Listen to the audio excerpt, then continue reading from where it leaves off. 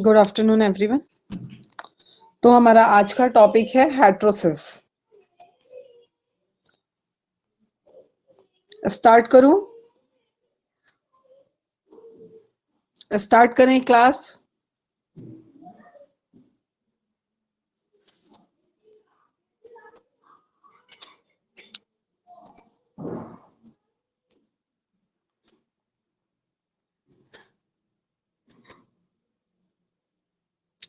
Heterosis, heterosis का मतलब होता है आउटब्रीडिंग या हाइब्रिड विगर। तो सबसे पहले आउटब्रीडिंग या आउटब्रीडिंग का मीनिंग क्या हुआ कि जब आप क्या करते हैं, क्रॉस ब्रीड का फॉर्मेशन करते हैं। क्रॉस ब्रीड का मतलब होता है, जैसा कि कल अपन एलियन जीन ट्रांसफर, ये जो आपका हेट्रोसिस है ये भी एलियन जीन ट्रांसफर के अंदर का ही एक टॉपिक है, हेट्रोसिस, जिसको हम आउटब्रीडिंग, दैट मीन्स क्या हुआ, एक स्पीसीज के कैरेक्टर को दूसरे स्पीसीज में, एक स्पीसीज के इम्प्रूव्ड कैरेक्टर को दूसरे स्पीसीज में हम क्या करते हैं, इंट्रोग्रेट करके new variety of new hybrid plant का फॉर्मेशन करते हैं, जो कि अपने पेरेंटल प्लांट से ज्यादा क्या होता है, यील्ड देने वाला, ज्यादा इंप्रूव्ड कैरेक्टर वाला प्लांट होता है। और विगर का मतलब होता है कि उसमें फ्रूटिंग की कैपेसिटी कितनी अधिक है, उसका यील्डिंग, उसकी उपज की क्षमता, उसकी यील्डिंग कैपेसिटी अपने पेरेंटल प्लांट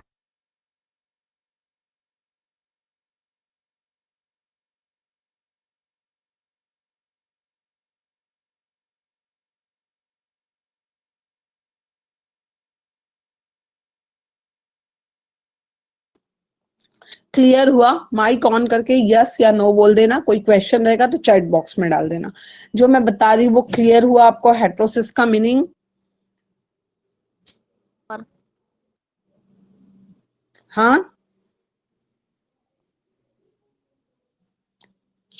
हेट्रोसिस का मीनिंग क्लियर हुआ आपको? चलो, फिर इसके बाद में हम हेट्रोसिस का डेफिनेशन देखते हैं, या हाइब्रिड वीगर आउटब्रीडिंग का जब आप डेफिनेशन देखते हो, तो ये एक ऐसा फिनोमेना, एक ऐसा प्रोसेस है जिसमें जो हम इंडिविजुअल्स का क्रॉस ब्रीड कराते हैं। क्रॉस ब्रीडिंग मैंने आपको बताया था कि दो डिफरेंट स्पीसीज के प्लांट्स के बीच में क्या कराना है, हमको क्रॉस कराना है। अब ये क्रॉस आप मॉर्फोलॉजिकल लेवल पे कराइए या आप जेनेटिक लेवल पे कराइए। यदि हम जेनेटिक लेवल पे करा रहे हैं तो वो एलियन जीन ट्रांसफर के अंतर्गत आ जाता है, और उसके बाद में उस क्रॉस के थ्रू हमको जो न्यू प्लांट मिलता है वो हमारा हाइब्रिड प्लांट कहलाता है। तो वो जो हाइब्रिड प्लांट है वो उन सारे ट्रेट्स को, उन कैरेक्टर्स को कंटेन करता है जो आपने जेनेटिक मैनिपुलेशन के थ्रू उसमें इंट्रोग्रेट किया है, और इसका जो परफॉर्मेंस होता है, एवरेज परफॉर्मेंस होता है, अपने पेरेंटल प्लांट से बहुत ज्यादा अधिक होता है। तो हेट्रोसिस या हाइब्रिड विगर आउटब्रीडिंग एक ऐसा प्रोसेस है जिसमें हम इंडिविजुअल्स का क्रॉस ब्रीड कर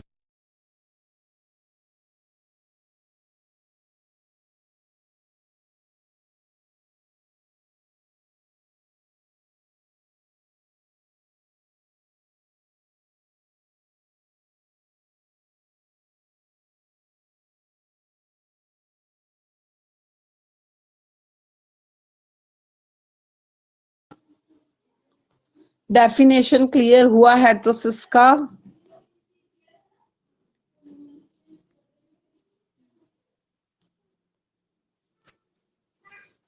चलो, इसके बाद में हम आगे पढ़ते हैं। आगे है आपका मैम क्लैरिफिकेशन। हाइब्रिड विगर, हाँ बोलो। मैम बीच में आवाज कट गई थी आपकी। हेट्रोसिस बता क्लास रहे थे तब। रिकॉर्ड, हाँ, क्लास रिकॉर्डिंग मोड में है, सुन लेना, नेटवर्क इशू हो सकता है। हेट्रोसिस डेफिनेशन से बताऊं? Yes ma'am.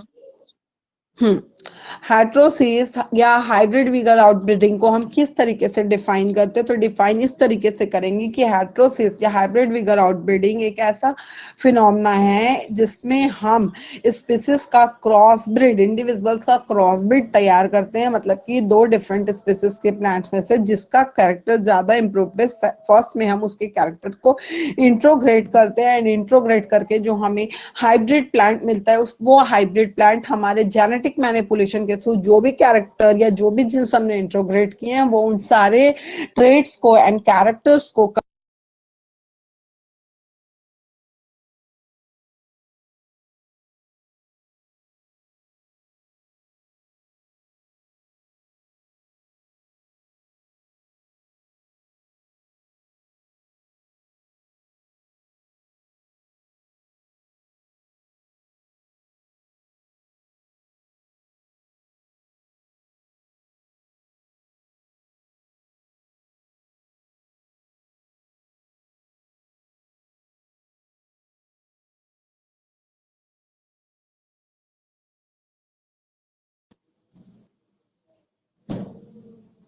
अभी क्लियर है निकिता?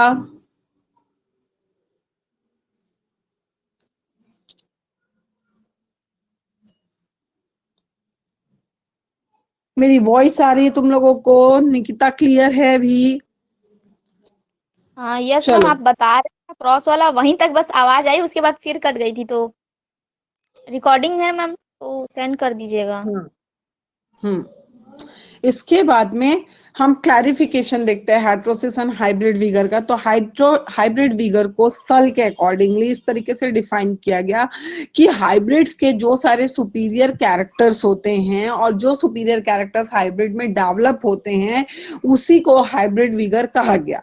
हेटेरोसिस क्या है? तो हेटेरोसिस वो प्रक्रिया है जो किसी प्लांट में उन सुपीरियर कैरेक्टर्स को डेवलप करने का कार्य करती है, वो कहलाता है हेटेरोसिस। सल के अकॉर्डिंग सल ने हाइब्रिड विगर और हेटेरोसिस को इस तरीके से डिफाइन किया कि हाइब्रिड विगर जो होता है, हाइब्रिड में प्रेजेंट जो सुपीरियर क्वालिटीज होती है, उन सुपीरियर क्वालिटीज के डेवलपमेंट को हाइब्रिड विगर कहते हैं। और उस सुपीरियर क्वालिटी के डेवलपमेंट का जो मैकेनिज्म करता है, जो प्रोसेस, वो प्रोसेस आपका हेटेरोसिस।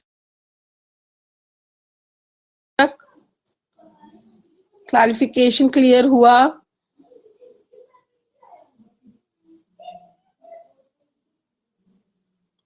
यहां तक क्लियर हुआ? आगे बताऊं? चलो, इसके बाद में हमारा नेक्स्ट पॉइंट है मैनिफेस्टेशन ऑफ हेटेरोसिस। हेटेरोसिस जो है किस किस तरीके से क्या होता है, किस किस तरीके का हो सकता है, उसका मैनिफेस्टेशन किस किस तरीके का हो सकता है। तो इट में बी इधर मॉर्फोलॉजिकल और फिजियोलॉजिकल इन नेचर। इसका नेचर कैसा हो सकता है? मॉर्फोलॉजिकल भी हो सकता है, फिजियोलॉजिकल। मॉर्फोलॉजिकल यदि होगा तो सिर्फ क्या है कि आपने जो ब्रीड तैयार किया है वो सिर्फ दिखने में अपने पेरेंट्स से अलग है, ठीक है। अगर फिजियोलॉजिकल नेचर पे आपने काम किया है तो उसका जो फिजियोलॉजिकल एक्टिविटीज है, अंदर चलने वाली जो सारी प्रक्रिया है, वो अपने पेरेंटल प्लांट से डिफरेंट और ज्यादा अच्छी है। मतलब कि यदि हेटेरोसिस का मैनिफेस्टेशन आप देखते हैं और मैनिफेस्टेशन मॉर्फोलॉजिकल या फिर फिजियोलॉजिकल नेचर का है, तो यदि मॉर्फोलॉजिकल नेचर का हेटेरोसिस है तो उसका जो प्लांट बॉडी होगा वो अपने पेरेंट प्लांट के कंपैरिजन ज्यादा ब्यूटीफुल, ज्यादा रिजिड, ज्यादा अच्छा होगा। और अगर फिजियोलॉजिकल नेचर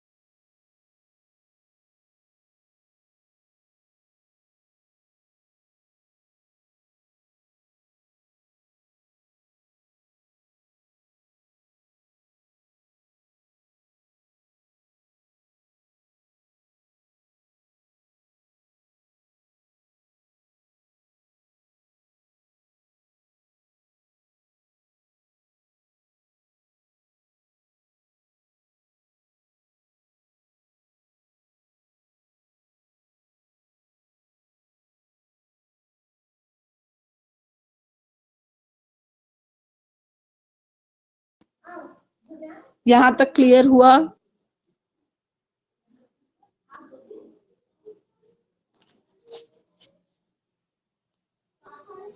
यहां तक क्लियर हुआ? नहीं। देखो, मैं आपको ये बता रही हूँ कि हेटेरोसिस का नेचर कैसा होता है। नेचर के बेसिस पे यदि हम बात करें तो पहला ये बोल रहा है इट में भी इधर मॉर्फोलॉजिकल और physiological in nature. Morphological in nature का मतलब ये हो रहा है कि आपने जो हाइब्रिड तैयार किया है, हाइब्रिड कैसे तैयार कर रहे हैं, हम एक स्पीसीज के डेवलप कैरेक्टर को दूसरे में डाल रहे हैं, तो उसके बाद में हमको जो कॉम्बिनेशन मिल रहा है वो तो न्यू कॉम्बिनेशन मिल रहा है ना, रिकॉम्बिनेशन हो रहा है ना वहां पे दो स्पीसीज के बीच के जीन्स का। तो हमको जो क्रॉस ब्रिड मिला है या जो हमारा हाइब्रिड है, अगर हम उसका मॉर्फोलॉजिकल नेचर पे यदि हम काम करें और सिर्फ मॉर्फोलॉजिकल कैरेक्टर्स चेंज हुए हैं, तो जो हमारा हाइब्रिड प्लांट है वो अपने पेरेंटल प्लांट के कंपैरिजन ज्यादा डेवलप्ड होगा, ज्यादा ब्यूटीफुल दिखेगा, ज्यादा रिजिड होगा, उसकी प्लांट बॉडी ज्यादा अच्छी होगी। और अगर फिजियोलॉजिकल नेचर में चेंजेस हुए हैं तो क्या होगा, उसका जो इंटरनल एक्टिविटीज है जैसे कि photosynthesis, respiration, hormonal activities, flowering की प्रोसेस, फ्रूटिंग की प्रोसेस, मतलब कि सीधे सीधे हम बात करें तो उपज, यील्डिंग कैपेसिटी की हम यहाँ पे बात करें तो इसकी जो यील्डिंग कैपेसिटी होगी वो पेरेंट प्लांट से बहुत अधिक होगी। अभी आया समझ में फर्स्ट पॉइंट। सेकेंड पॉइंट ये बोल रहा है कि जब हम F1 हाइब्रिड्स की स्टडी करते हैं, F1 हाइब्रिड्स का मॉर्फोलॉजिकल फिजियोलॉजिकल बेसिस पर स्टडी करते हैं, तो उसके मेच्योरिटी के, मैच्योर होने के पहले, मेच्योरिटी के बिल्कुल अर्लियर फेज में जब हम प्लांट्स की स्टडी करते हैं तो हमें ये समझ में आ जाता है कि उस प्लांट में हेट्रोसिस किस तरीके का ज्यादा है, पैरेंटल साइड का कि मैटरनल साइड का। अभी क्लियर हुआ? अभी क्लियर हुआ?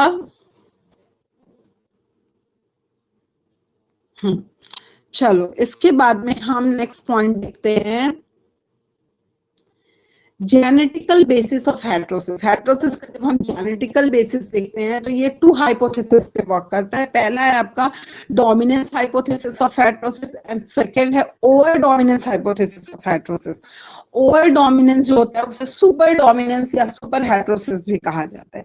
Dominance hypothesis of heterosis and second one is over dominance hypothesis of heterosis. Over dominance को सुपर डोमिनेंस भी कहा जाता है या इसे सुपर हेट्रोसिस भी कहा जाता है।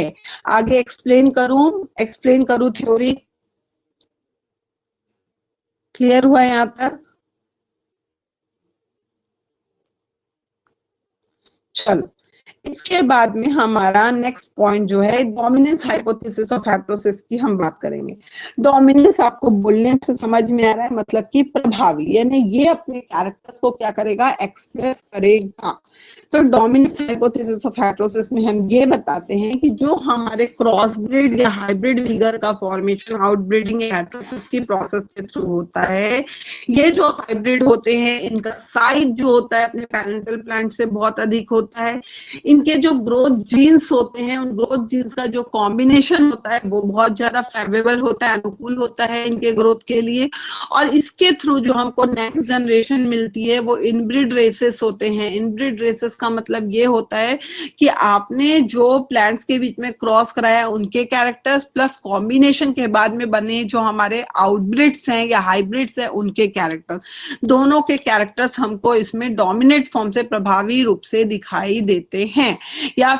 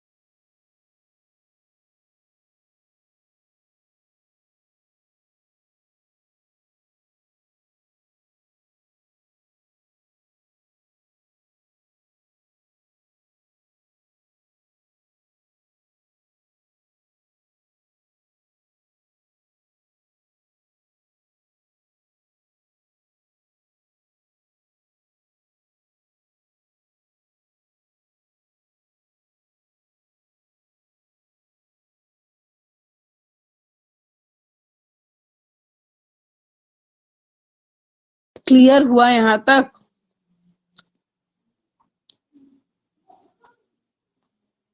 यहां तक क्लियर हुआ? चैट बॉक्स में मैसेज करिए।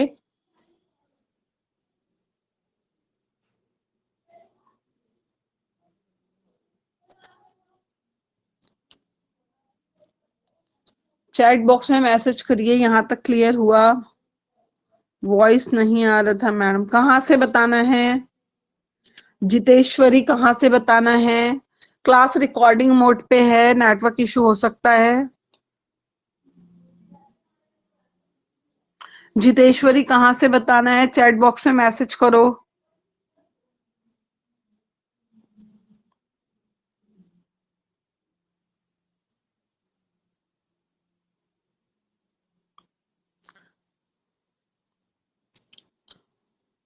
बाकी लोगों को कुछ सुनाई नहीं दिया क्या?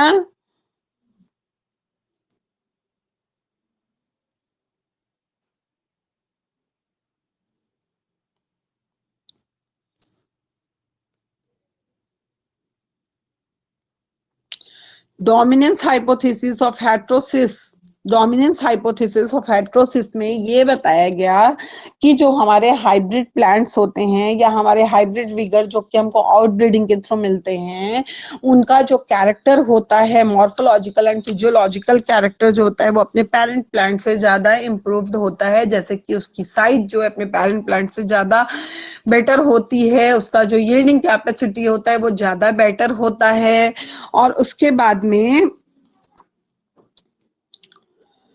जो ग्रोथ जीन्स होते हैं, जो ग्रोथ जीन्स होते हैं उनका कॉम्बिनेशन जो होता है वो इतना फेवरेबल होता है, इतना अनुकूल होता है कि जब generation to generation crossing over की प्रोसेस के बाद हमको क्या मिलता है, नेक्स्ट जनरेशन मिलता है। तो जनरेशन टू जनरेशन यहाँ पे कैरेक्टर्स जो हैं, आपने जो पेरेंट प्लांट सेलेक्ट किया था उनके डोमिनेट कैरेक्टर एंड सिलेक्शन के बाद जब आपने इंट्रोग्रेशन किया, इंट्रोग्रेशन के बाद में जो आपको हाइब्रिड प्लांट मिला तो उनके डोमिनेट कैरेक्टर, इस तरीके से आपको 3 अलग तरीके के प्लांट्स यहाँ पर मिलते हैं।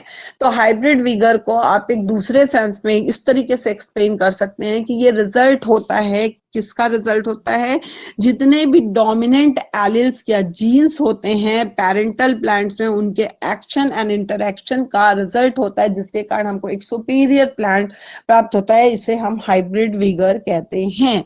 क्लियर हुआ? चैट बॉक्स में मैसेज करिए, क्लियर हुआ?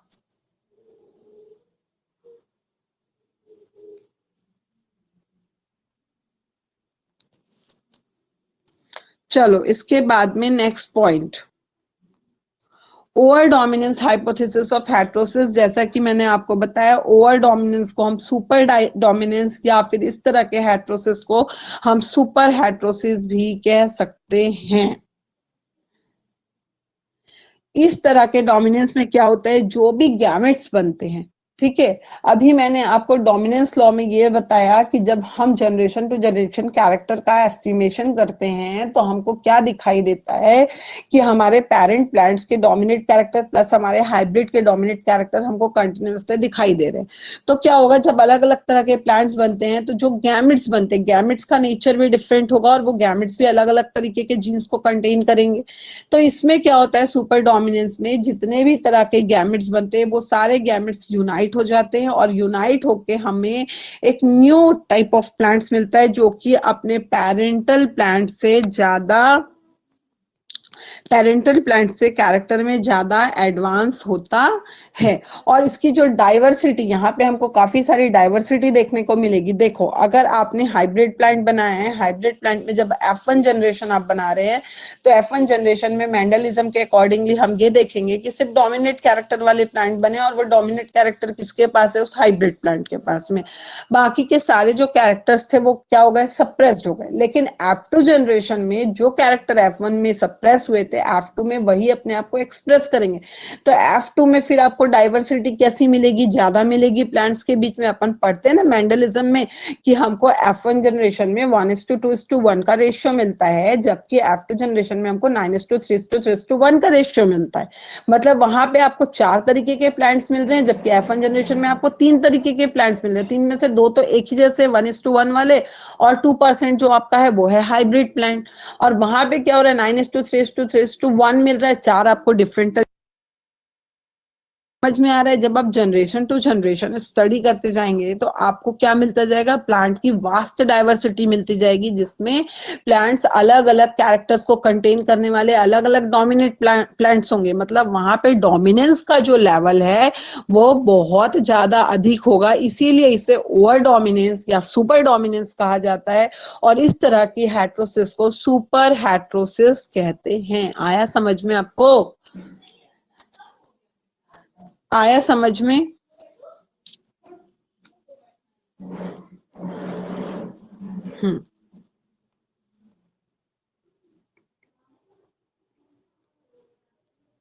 इसके बाद में इस ओवर डोमिनेंस हाइपोथेसिस में हम जो ओवर डोमिनेंस हाइपोथेसिस है उसको हम सिंगल जीन हेटेरोसिस भी कह सकते हैं, या फिर हम उसको cumulative action of divergent alleles भी कह सकते हैं, या फिर हम इसे स्टिमुलेशन ऑफ डाइवर्जेंट एलिल्स भी कह सकते हैं। और जैसा कि मैंने आपको कहा कि इसको सुपर डोमिनेंस या सुपर हेटेरोसिस भी कहा जाता है, तो सुपर डोमिनेंस या सुपर हेटेरोसिस नाम इसे फीसर ने 1930 में दिया था। क्लियर हो गया? ओवर डोमिनेंस क्लियर हुआ?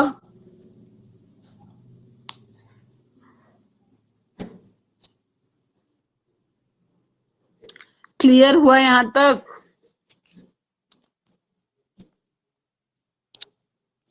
चलो नेक्स्ट पॉइंट पे आ जाओ।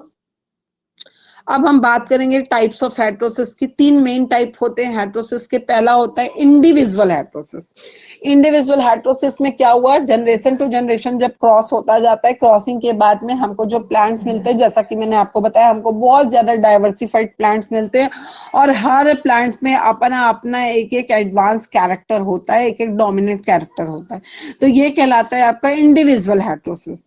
फिर होता है मैट्रिनल हेटेरोसिस। मैट्रिनल हेटेरोसिस में क्या होता है, जो F1 जनरेशन की ऑफ स्प्रिंग होती है, उस F1 जनरेशन के ऑफ स्प्रिंग में अपने मदर के साइड के कैरेक्टर्स जो होते हैं वो उनसे उनको ज्यादा बेनिफिट मिलता है।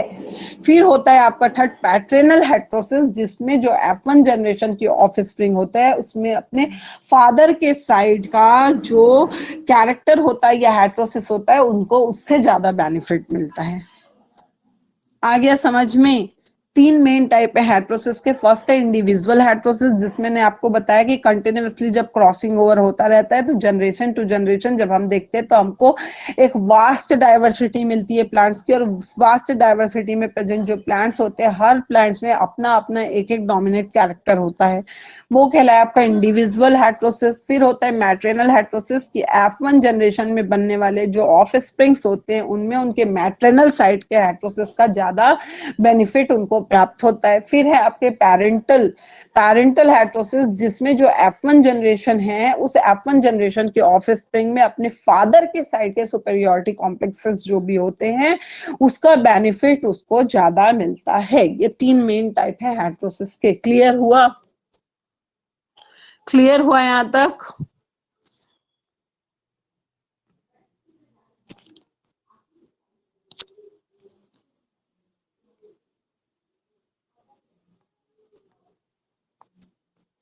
इसके बाद में फैक्टर्स अफेक्टिंग हेटेरोसिस। ऐसे कौन कौन से फैक्टर्स है जो कि हेटेरोसिस को अफेक्ट करते हैं? पहला है आपका जियोग्राफिकल एंड जेनेटिक डाइवर्सिटी। इसका एग्जांपल जो है वो है अपलाइन कॉटन। इसका एग्जांपल है, वो अभी भी प्रेजेंट है। अपने लैब के जस्ट सामने भी कॉटन का एक प्लांट लगा हुआ है, आपने देखा होगा ध्यान से। जो अपना डिपार्टमेंट है सामने गार्डन में कॉटन का प्लांट लगा हुआ है, वो भी अपलाइन कॉटन का ही प्लांट है। कॉटन इसका सबसे बेस्ट एग्जाम्पल है।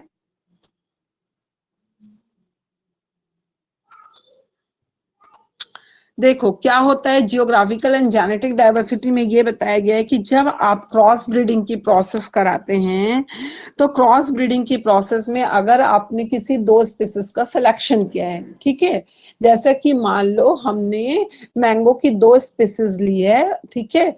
अब मैंगो की एक स्पीसीज आपकी कौन से जियोग्राफिकल एरिया में, मीजोफाइटिक एरिया में, और दूसरी जो है वो है जीरोफाइटिक एरिया में। आप समझ रहे हैं मैं क्या कह रही हूँ? दोनों का आप climatic condition and geographical area देखिए डिफरेंट है, दोनों का लाइफ साइकिल भी डिफरेंट होगा, दोनों में फ्रूटिंग का टाइमिंग भी डिफरेंट होगा। तो इस तरह के प्लांट्स के बीच में जब आप क्रॉस करा देते हैं तो ये एक बहुत बड़ा फैक्टर है जो कि हेटेरोसिस को अफेक्ट करता है। यहाँ पे क्या होगा, जो डोमिनेंट है, जिसका लाइफ साइकिल वाला, जिसका ब्रीडिंग पीरियड का, जिसके रिप्रोडक्टिव पीरियड का जीन क्या है, डोमिनेट है, तो उस समय पे इसमें फ्रूटिंग होगी। अगर दोनों के दोनों इक्वली डोमिनेट है तो आपको एक थर्ड कैरेक्टर देखने को मिलेगा, है ना। तो इस तरीके से आप जब प्लांट का सिलेक्शन करते हैं हेटेरोसिस की प्रोसेस के लिए, तो आपको जियोग्राफिकल कंडीशन को देखते हुए सिलेक्शन करना पड़ता है। तो ये जियोग्राफिकल कंडीशन बहुत ज्यादा अफेक्ट करता है हेटेरोसिस को। अब क्योंकि आपने दो डिफरेंट जियोग्राफिकल एरिया के प्लांट का सिलेक्शन किया है, दैट मीन्स कि उसका इकोलॉजिकल डाइवर्सिटी भी अलग है, उसका जेनेटिक डाइवर्सिटी भी अलग है। तो जेनेटिक डाइवर्सिटी के डिफरेंट होने के कारण भी जो हेटेरोसिस का रिजल्ट है उसका जो टाइम पीरियड है वो कम ज्यादा हो सकता है। तो ये दो फैक्टर है जो कि हेटेरोसिस की प्रोसेस को क्या करते हैं, अफेक्ट करते हैं। इसके बाद है आपका एग्रोनॉमिक परफॉर्मेंस, की जब आपने हाइब्रिड्स को फील्ड में प्लांटेड किया है तो उनका जो परफॉर्मेंस है, उसका जो परफॉर्मेंस का टाइमिंग है, उसका जो लाइफ साइकिल है, अपने पेरेंट प्लांट के कंपैरिजन किस तरीके का है, ये भी एग्रोनॉमिक परफॉर्मेंस भी क्या करता है, हेटेरोसिस की प्रोसेस को अफेक्ट करता है। जनरली जो हेटेरोसिस होते हैं उसका एग्रोनॉमिक परफॉर्मेंस अपने पेरेंटल प्लांट के कंपैरिजन बहुत हाई होता है, तो ऑलवेज पॉजिटिव रिजल्ट मिलता है। रेयरली एक्सेप्शनली किसी केसेस में आपको नेगेटिव रिजल्ट देखने को मिलेगा। जैसे नेगेटिव रिजल्ट किसमें हमको देखने को मिल सकता है, यदि आपने जब हेटेरोसिस के थ्रू हाइब्रिड प्लांट प्रोडक्शन कर रहे हैं, आपने लेबोरेटरी कंडीशन स्टैंडर्ड किया है, लेकिन किसी कारणवश आपका वो स्टैंडर्ड जो आपने कंडीशन बनाया है वो डिस्टर्ब हो जाता है, या आपके प्लांट्स में किसी तरह का बैक्टीरियल या फंगल कंटामिनेशन आ जाता है, या आपके हाइब्रिड प्लांट में किसी तरह का कोई डिसीज कॉज हो जाता है, तो इसके कारण ये जो एग्रोनॉमिक परफॉर्मेंस है वो कैसा हो जाएगा, डाउन हो जाएगा। तो ऐसी क्रिया जो है वो एक्सेप्शनली होती है, क्योंकि लेबोरेटरी में जनरली जब हाइब्रिड प्रोडक्शन का काम होता है तो काफी जो कंडीशन होती है उसे स्टैंडर्डली मेंटेन करके रखा जाता है। इसके बाद में आपका जो नेक्स्ट पॉइंट है जो कि हेटेरोसिस को अफेक्ट करता है वो है अडेप्टेबिलिटी, कि किस तरीके से आपके हाइब्रिड प्लांट इन चेंज जो इन्वायरमेंटल कंडीशन जो कि कंटिन्यूअसली चेंज, क्योंकि आपने हाइब्रिड का प्रोडक्शन लेबोरेटरी में किया है, लैब से जब आप उसको फील्ड में प्लांटेड करते हैं तो फील्ड में उसको वैसा स्टैंडर्ड इन्वायरमेंटल कंडीशन तो नहीं मिल सकता। तो चेंज होते हुए इन्वायरमेंटल कंडीशन के साथ आपका प्लांट किस तरीके से अपने आप को अडाप्ट करता है, उसके अडाप्शन की कैपेसिटी कितनी है, किस हद तक वो अनफेवरेबल कंडीशन को टॉलरेट कर सकता है, तो ये सारी चीजें भी हेटेरोसिस को क्या करती है, अफेक्टेड करती है। और आपका लास्ट पॉइंट जो है वो है जेनेटिक बेस। सबसे पहले आपको एक बेसिक देखना पड़ता है, जब आप प्लांट का सिलेक्शन कर रहे हैं तो आपसे पहले उसके जेनेटिक बेसिस देख लीजिए कि आप जब सिलेक्शन कर रहे हैं तो दोनों प्लांट जो हैं वो बाइसेक्सुअल हो, या दोनों प्लांट जो है वो यूनिसेक्सुअल हो, यूनिसेक्सुअल में भी दोनों प्लांट क्या हो, मेल प्लांट हो, कि दोनों प्लांट फीमेल प्लांट हो, कि एक मेल हो दूसरा फीमेल हो। समझ में आ रहा है आपको। तो आपको सबसे पहले जब आप हेटेरोसिस की प्रोसेस करते हैं तो ये जेनेटिक बेस का जो सिलेक्शन बहुत इंपॉर्टेंट होता है, और विदाउट एनी सिलेक्शन यदि आप हेटेरोसिस का फॉर्मेशन करते हैं, हाइब्रिड का फॉर्मेशन करते हैं, तो ये भी उस प्रोसेस को अफेक्टेड कर सकता है, उसके रिजल्ट को अफेक्टेड कर सकता है। ये 4 पॉइंट क्लियर हुए आप लोगों को, चैट बॉक्स में मैसेज करिए।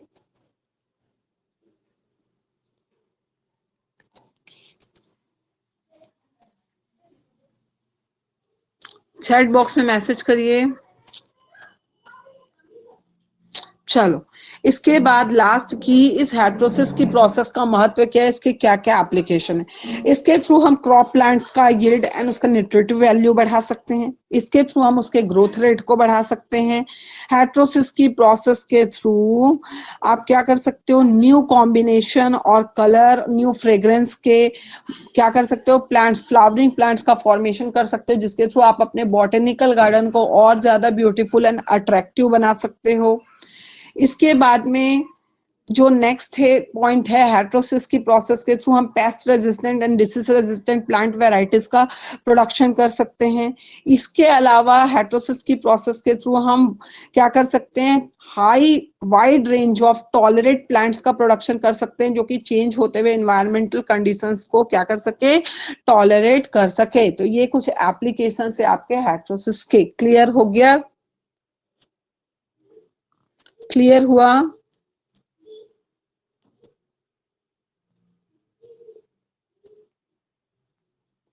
किसी को कोई डाउट हो तो पूछ लो।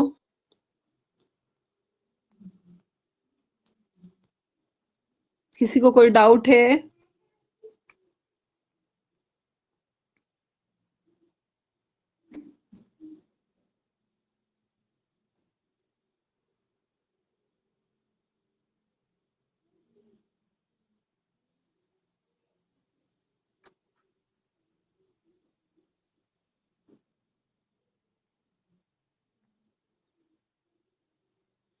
किसी को कुछ पूछना है, कोई डाउट है इस टॉपिक पे?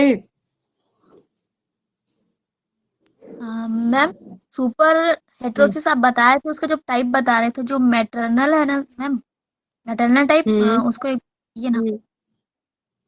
मैट्रिनल हेट्रोसिस का मीनिंग हुआ कि जब F1 ऑफ स्प्रिंग बनेगा, F1 जनरेशन के ऑफ स्प्रिंग्स बनेंगे, तो F1 जनरेशन के ऑफ स्प्रिंग्स को अपने मदर साइड में प्रेजेंट जो हेट्रोसिस है उसका बेनिफिट ज्यादा मिलेगा, और पेरेंटल हेट्रोसिस में जो फादर साइड है उनमें प्रेजेंट हेट्रोसिस का बेनिफिट F1 ऑफ स्प्रिंग को मिलेगा।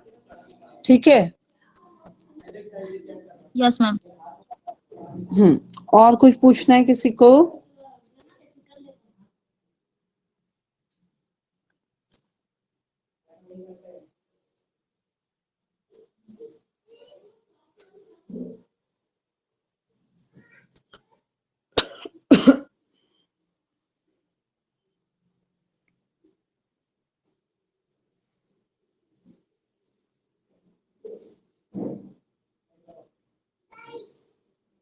और कुछ पूछना है किसी को?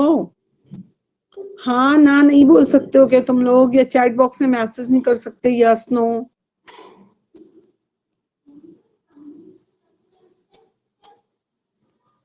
कैमरा ऑन करना सब लोग अपना, कैमरा ऑन कर लो, मुझे स्क्रीनशॉट लेना है। सब लोग अपना कैमरा ऑन कर लो, स्क्रीनशॉट लेना है।